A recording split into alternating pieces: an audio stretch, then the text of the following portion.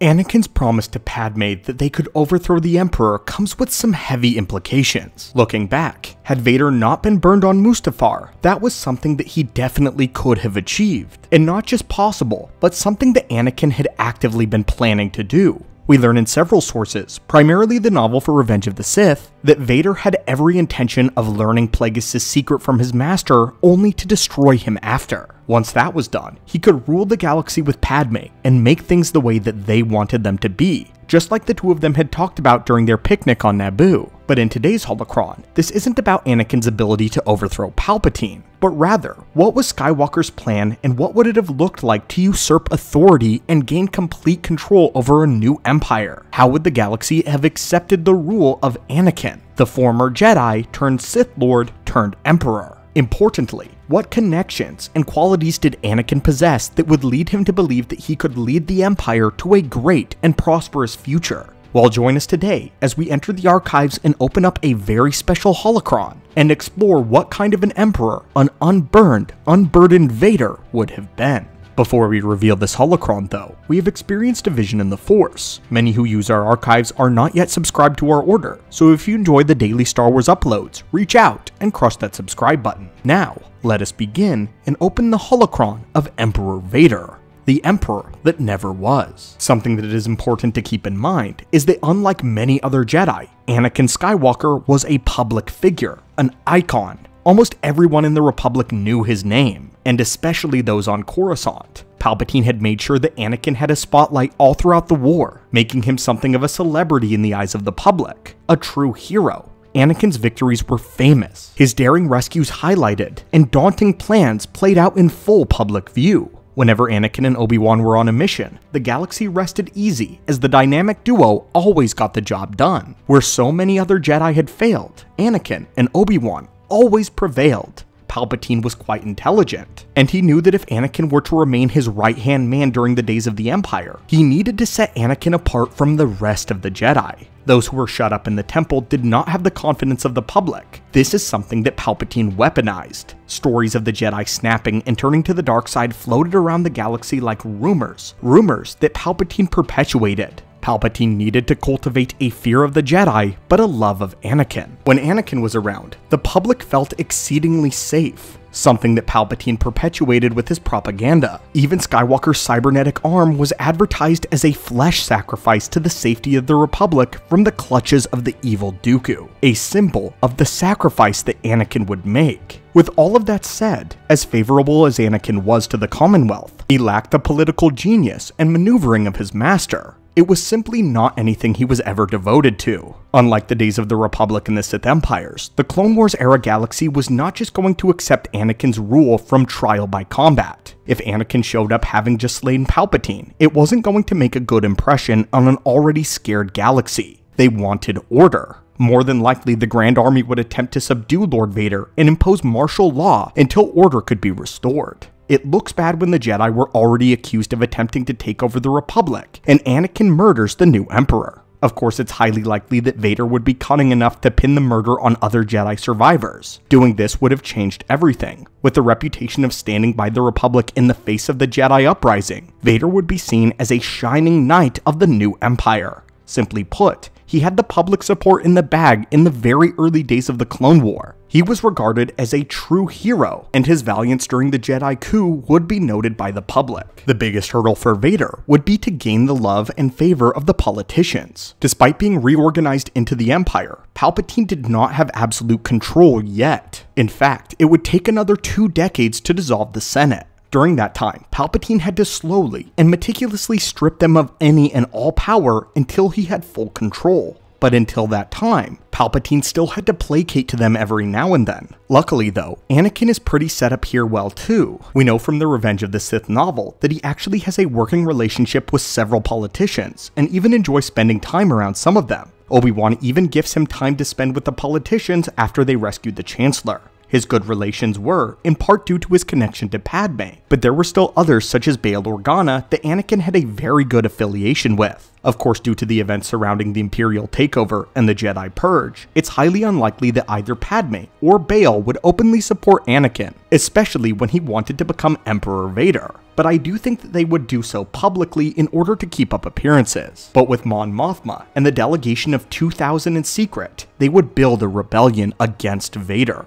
As far as the other senators went though, Anakin was a known friend in political circles, even though he didn't partake in politics very often. To make things clear, it would be very dangerous not to vote Vader in the event that Palpatine was killed. So now that Vader is in office, what exactly happens next? Basically everything that Vader wanted. Flashback to the Naboo picnic. Anakin believed that if the Senate does not agree on any issue which is beneficial, then in Anakin's own words, they should be made to. At the time, Padme was appalled at his answer and demanded to know who should be able to do something like that with that sort of power. Anakin said not him, but someone wise. Of course, by this point in our alternate timeline, Anakin would undoubtedly believe that the only person wise enough to lead the Empire and settle the squabbling debates of the politicians would be himself. Back on Naboo, we saw the seeds of Anakin's belief that may make things right. Unlike Palpatine, Anakin is not so subtle with his grab for power. He never believed for a moment that the Sith had grown beyond lightsabers, or maybe he just ignored the fact. The weapon which hung from his belt was how he got everything done. The only negotiations he was expert in was aggressive, and in an empire ruled by Vader, the Senate would have their arms twisted, threatened at gunpoint, or held hostage until they voted for the outcome that Emperor Vader thought was best. In many ways, Vader would be a far more foreboding and formidable threat than Emperor Palpatine ever was. Far more vile even, lacking all political nuance. Vader was a warrior, and he would lead the Empire as a warrior.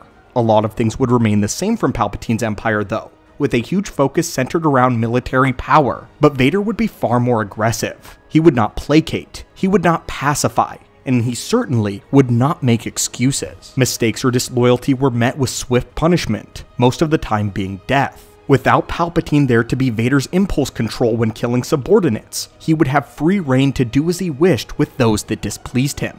And he could not help it. The dark side would not let him stop. We do believe that this would cost Vader in the end. We believe a rebellion would rise, and would look a lot different, less plucky than the band of rebels that we see in our normal lore. We believe this would be a full-scale civil war, a far more organized military rebellion. No one would be happy under the absolute rule of Darth Vader. Imagine, if you will, a second Clone War. Half of the galaxy insulted by Vader's oppression. They would secede from the Empire, proving the Separatist remnant correct. The rebels would be much more powerful, a true military force, and we believe that the Galactic Civil War would be 3 times more violent and destructive at the very least than the original timeline. Vader would be on the front lines, using his immense, his unhindered, unburdened powers in the Force to destroy swaths of enemies, wipe them from existence. Wherever Vader was, victory for the rebellion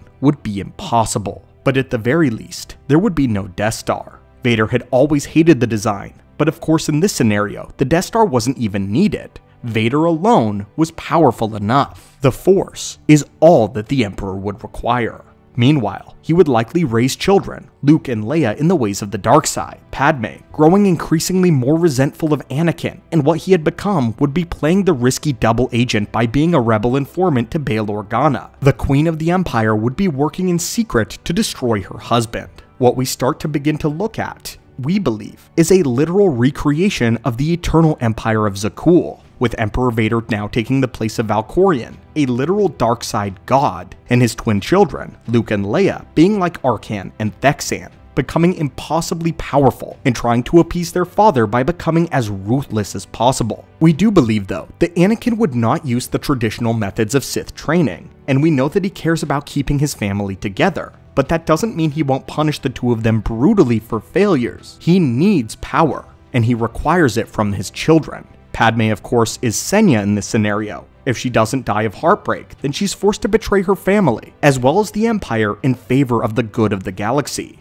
though as Anakin becomes more and more powerful in the Force, her betrayal would not escape his clairvoyance for very long at all. If we continue any further, we would be stepping into a what-if scenario territory, which isn't exactly what our video is here to detail. What we did want to do is speculate why Anakin thought he could take over the galaxy, what political moves he planned to make, and what makes the scenario far more possible than many initially believe. We wanted to analyze how he would take over as Emperor, and why we believe he would have been successful at it, had Anakin not been burned and disfigured on Mustafar. It is our belief here at the Archives that Palpatine would not have achieved essence transfer with the Chosen One, but instead, Lord Vader would grow in power far more rapidly than Palpatine had predicted, and his power would soon eclipse Sidious. We do believe that had this happened, Vader would have been Emperor, and created one of the darkest timelines of them all. There is no stopping the Dark Lord, especially one of this magnitude, when they gain ultimate power.